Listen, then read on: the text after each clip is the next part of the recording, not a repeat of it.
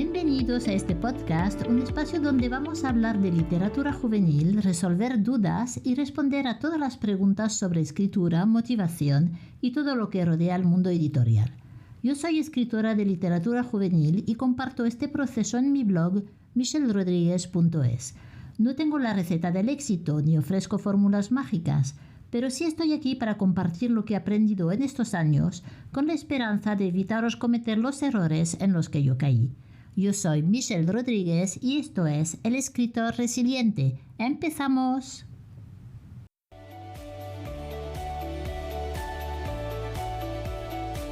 Bienvenidos a un nuevo episodio del Escritor Resiliente. Hace unos días publicaba un post sobre los sensitive readers. En el artículo explicaba que la sensibilidad en cuestiones relacionadas como orientación sexual, color de piel, género o cualquier tema de identidad cultural, sexual o racial se ha disparado. La corrección política del momento afirma que ciertos temas han de ser tratados con suma delicadeza. A veces se insiste en que no se hable de ellos, a no ser que lo haga un representante de esta minoría. En este contexto y en la última década, se han popularizado mucho los trigger warnings. ¿No sabes lo que son? Pues son los mensajes o avisos que se emiten antes de tratar un asunto que puede herir sensibilidades. Una regulación de contenidos que remonta lejos. ¿Son los trigger warnings una novedad? Pues en absoluto. De hecho, remontan a los años 60. En 1963, el Comité de Censura de Televisión Española consideraba que había cada vez más programas cuyo contenido no era adecuado para los niños. Aplicó un sistema para regular los contenidos. En la esquina superior derecha de la pantalla, con un rombo, se indicaba que el programa no era adecuado para menores de 16 años. Con dos rombos, que el programa no era adecuado para menores de 18 años. A partir de los años 70 se incluye en algunas ocasiones un tono de advertencia que sigue existiendo hoy. La censura y el control de programas en televisión se relajaron con el cambio de régimen. Sin embargo, los dos rombos continuaron para calificar ciertas películas y series, en especial con contenido erótico o violento. En Francia se aplicaba un método parecido hace 60 años. Un rectángulo blanco aparecía para prevenir o señalar la violencia o la desnudez en las películas. ¿Dónde podemos encontrar los trigger warnings? Los avisos de contenido sensible o trigger warnings, también abreviados TW o simplemente triggers, se aplican principalmente en literatura. Realmente existen en muchos ámbitos, como por ejemplo en series de televisión. La intención del trigger warning es, en principio, el aviso de contenido sensible, evitar que víctimas de injusticias revivan una experiencia pasada traumática. Sin embargo, genera mucha polémica y mucha gente se muestra crítica con este tipo de recursos.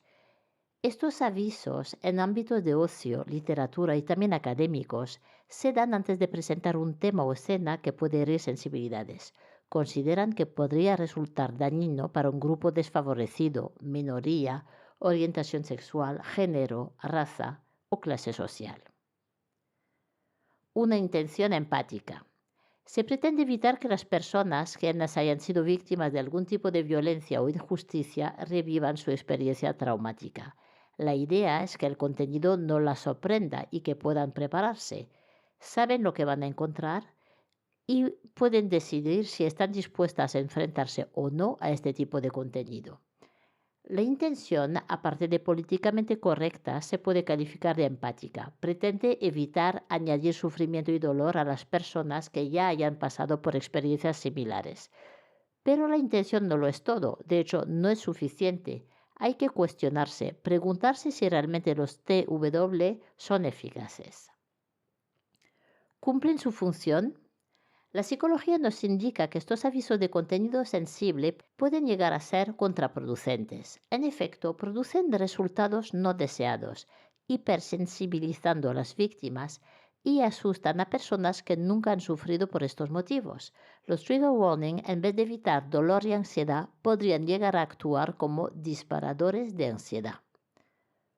¿Funcionan los trigger warning? Se ha sugerido que, lejos de proteger la salud mental de las víctimas de alguna injusticia, se daña la salud mental de personas que, pese a no haber sido víctimas, aprenden a tener un excesivo miedo a ciertos temas. Cada vez más hay personas que ven este tipo de avisos como una forma de coartar la libertad en la educación, la expresión artística en general. Disfrazan la realidad suavizándola tanto que se llega a representar una sociedad ficticia. Retocar, edulcorar o censurar un contenido desagradable pero real no es ni puede ser considerado educativo en absoluto, sino que es perjudicial para toda la sociedad. Según un artículo de Psicología Clínica, el miedo y consecuentemente las fobias tienen un importante componente social. Son aspectos que se pueden adquirir sin necesidad de haber tenido una experiencia traumática. Simplemente escuchando a alguien hablar sobre un acontecimiento, exagerar su gravedad y avisar a todo el mundo de que lo evite. Para entenderlo, si de pequeños nos decían que los perros mordían y que debíamos tener miedo de ellos, aunque nunca nos hicieran daño, podemos acabar teniéndoles auténtica fobia. A veces las palabras son las que nos hacen daño.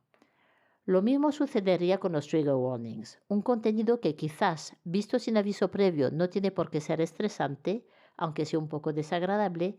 En caso de que nos avisen de que puede molestarnos, puede que exageremos su grado de ofensa. Nos habremos concienciado de lo que vamos a ver es algo que no nos gustará y consecuentemente nos ofende. Trigger warning y censura académica. Los avisos de contenido sensible se han vuelto muy frecuentes en las universidades norteamericanas y afectan a carreras como filosofía, psicología, etc. Cada vez son más numerosas las personas que piden la aplicación de aviso de contenido sensible en la educación superior. Por ejemplo, si en psicología se habla del abuso sexual, se comentan casos reales, se coloca el aviso de contenido antes de iniciar el temario. Las personas que han sufrido este tipo de abusos podrían prepararse antes de estudiar el temario de la asignatura o decidir rechazarlo.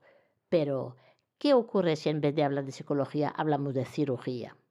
Imaginémonos que tenemos a un profesor que va a explicar cómo realizar una operación de corazón, pero antes de enseñar el procedimiento muestra el trigger warning de que se va a ver sangre, vísceras y objetos puntiagudos.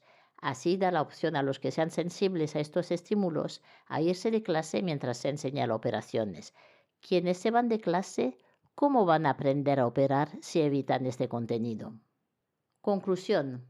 Creo que la mejor manera de tratar un trauma no es de evitarlo, ni crear espacios seguros donde nada ni nadie ofenderá sensibilidades. Sería contraproducente, ya que los individuos no desarrollarían su capacidad de respuesta ni sabrían hacer frente a la vida real. La solución podría pasar por exponerse de forma controlada a todo lo que tenga que ver con este trauma. La terapia por excelencia para este tipo de trastornos es la de exposición. El paciente es puesto en contacto sistemáticamente y de forma segura con la situación que le genera conflicto o con los estímulos que le desencadenan ansiedad. Puede establecerse un nuevo aprendizaje, la extinción, que contribuye a debilitar las asociaciones previamente aprendidas.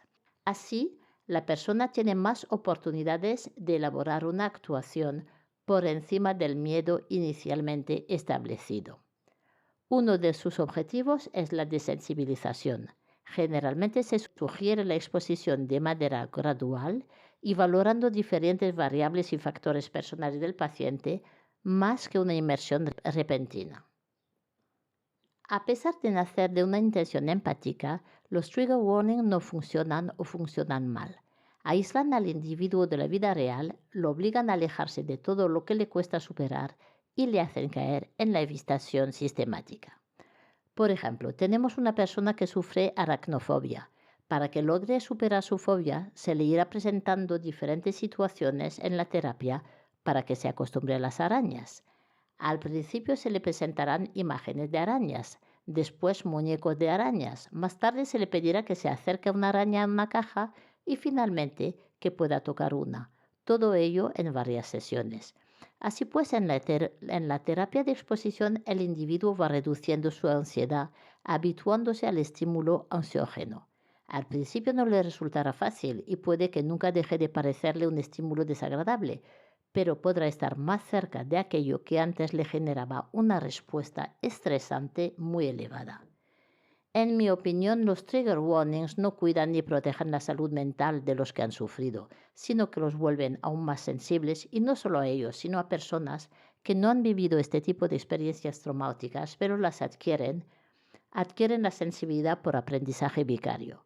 Al final no solo se aprende por experiencia personal, sino por observación y por la información recibida de los demás sobre experiencia ajena. Los trigger warning fomentan la evitación y esto es justo el contrario de lo que se intenta conseguir con la terapia de exposición. Sobreprotegiendo a las personas, lo único que se conseguirá es que no se expongan a lo que les genera malestar, dolor o incomodidad. Así se agravará su situación, su vulnerabilidad y también su soledad.